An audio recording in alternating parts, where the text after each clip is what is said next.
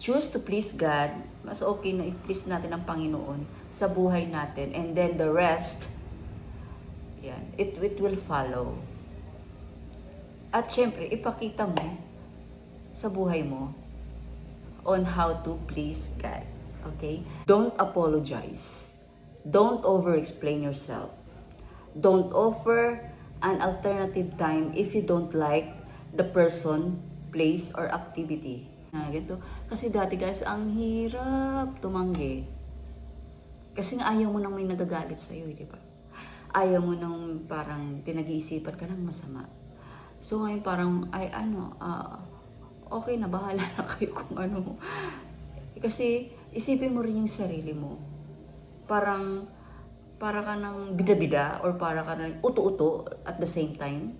Bida-bida at uto-uto at the same time. Kasi nga, dahil sa ginagawa mo, nadidevalued ka, nawawalan halaga. Kasi para lang walang may magalit sa'yo, para lang lahat matuwa sa'yo, para lahat okay. Kaya ganun ang ginagawa mo.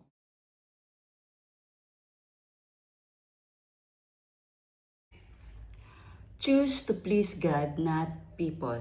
Kasi ang mga tao, walang kakontentuhan yan. Meron at meron pa rin aayaw sa'yo at hindi ka magugustuhan. Kahit tumambling ka na sabay split, kumain ka ng apoy, kumain ka ng bubog, wala. Meron at meron pa rin hindi matutuwa sa'yo. At meron pa rin aayaw sa'yo. So guys, don't be a people pleaser. So hey guys, welcome back to my channel. Ang ating pag-uusapan ngayon ay tungkol sa mga people pleaser. So naging ganyan din ako guys dati. Parang, kasi pag naging people pleaser ka, parang nawawala yung iyong value. Nagiging parang nawawalan ka ng halaga. Kasi ang ginagawa mo na lang parang ini-itchapware mo lang yung sarili mo. Parang iba na lang lagi yung iniisip mo na mapasaya. Hindi mo na iniisip yung iyong sarili. So ito guys yung meaning ng people pleaser. Sabi dito, a person who consistently strives to please others, often sacrificing their own wants or needs in the process. Most people want to feel loved and valued, especially in close relationships. So yun guys, diba? Naaano ka, nadidevalued ka na.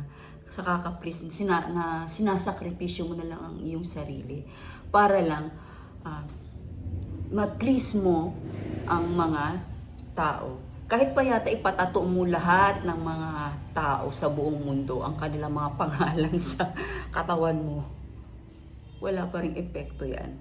Kasi, ganun talaga ang mundo. May mga sari-sarili at kanya-kanyang standard. Kahit nga, ayun nga sabi, close relationships, ang ating sa ating mga kamag-anak, pinsan, kapatid, kahit even sa ating mga magulang, minsan, di ba? Kaya, ating itong tatalakay. Karagdagan guys sabi, someone who cares a lot about whether other people like them and always wants other to approve of their actions. Parang yung bawat kilos mo, parang inaalaw mo ang ibang tao. Kumbaga, yung validation na ang karaniwang sinasabi na natin.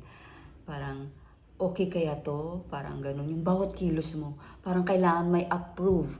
Kaya bawat pangyayari sa buhay mo, maipakita sa buong mundo kung anong meron ka at kung ano ka. Kasi nagsisik ka ng validation. Kasi nga, ikaw ay isang people pleaser. So, here are the signs that you are a people pleaser. You have a tough time saying no, even though you're really busy. Ayun guys. Kahit busy ka, parang nahihirapan kang tumanggi. You offer to do things for other people even though you don't actually want to do it. Parang napipilitan ka lang guys sa gagawin mo na hindi mo naman feel gawin. Parang napipilitan ka lang. Parang sige ako nagagawa niyan. Parang 'di ba? Kahit hindi mo naman gusto talagang gawin 'yon, ginagawa mo. And then you don't give yourself the same priority that you give others regardless of context. Ayan. Parang nawawala na yung prioridad ang sarili mo.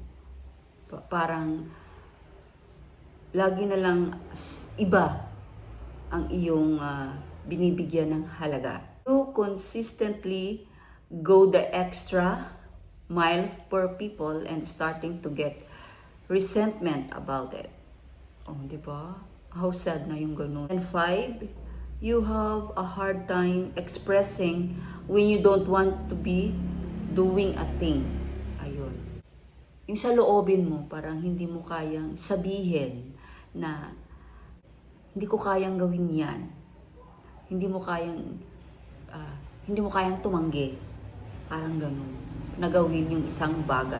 Feeling mo ikaw yung pinakamabait na tao. You're one of the nicest people you know. Yan. Akala mo, no, you're the one of the nicest people. And then, you are an expert at anticipating others' needs. Yung mga pangangailangan ng ibang tao, parang doon ka magaling. Sa sarili mo, parang nababaliwala mo. You avoid conflicts and confrontation almost at any cost. Ayun nga yung sabi ko kanina, di ba? Parang nahihirapan ka i-express yung feeling mo, yung paano tumanggi, paano mag-say no. Parang ganun. Parang always yes. Parang ganun ka na lang lagi. You tend to swallow your true feelings. Nilulunok mo na lang yung ano mo. Yung totoo mong nararamdaman. Parang siguro nagsasay ka na lang. Parang ang lungkot siguro ng ganun. Ano guys? Kawawa naman yung feeling ng ganun.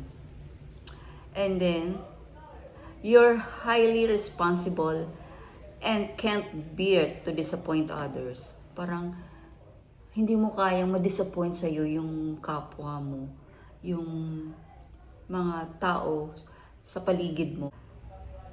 You feel burdened by all you have to do. Parang lahat, ikaw yung mananagot sa lahat ng mga mangyayari. You feel responsible for other feelings. Ay parang nabanggit ko rin kanina. Parang ayaw mo nang nagagalit siya sa'yo. Parang feeling mo, responsable mo pa pag siya ay nagalit sa'yo. Pag siya ay nagtampo sa'yo. Pag siya ay umayaw. You believe you must earn your existence.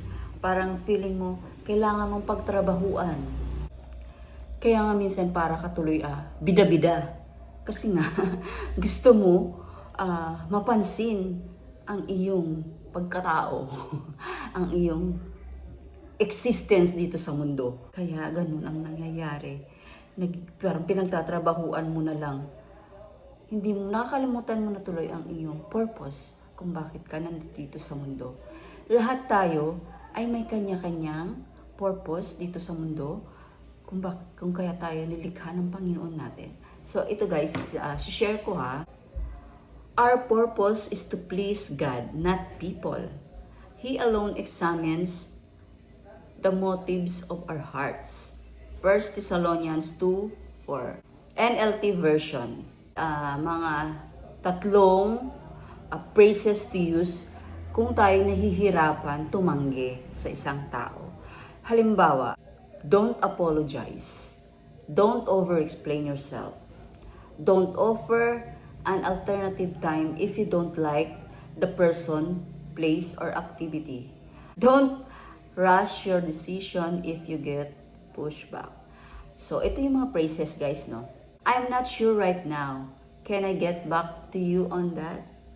So, para meron kang paraan to say no. Kasi kung hindi mo kayang sabihin agad na hindi mo kayang magsabi ng no, gano'n na lang sasabihin mo. Hindi ako sigurado ngayon.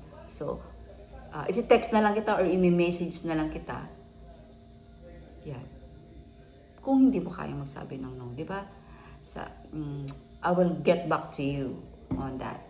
And then next naman, I'll check my schedule and get back to you soon. O, di ba? Maraming mga pamamaraan ang pwede mong sabihin kung nahihirapan kang mag-no. And then, I have to check with my partners or check ko muna yung iba nating friends, ganyan. Tingnan ko, and then titingnan ko yung mga schedule ko. Kung pasok ba sa banga ang iyong mga ino-offer sa akin. Then, thanks for thinking of us. Salamat at naisip mo kaming imbitahin, mga ganyan. Salamat, nabigyan mo kami ng priority. Natuto na rin ako ng ganyan. Na sabi ko, thank you for naalala mo rin ako. Thank you na ganito. Kasi dati guys, ang hirap tumanggi. Kasi nga ayaw mo nang may nagagalit sa'yo, di ba? I hope guys may natutunan kayo sa aking i-share na topic ngayon about people pleasing. So, choose to please God. Mas okay na i-please natin ang Panginoon sa buhay natin. And then the rest, yan, it will follow. At syempre, ipakita mo sa buhay mo on how to please God. Okay? Don't forget, Jesus loves you so much. And please give it a thumbs up. And please give it a thumbs up. And subscribe na po kayo sa aking channel sa mga hindi pa nakaka-subscribe. And God bless everyone. Bye!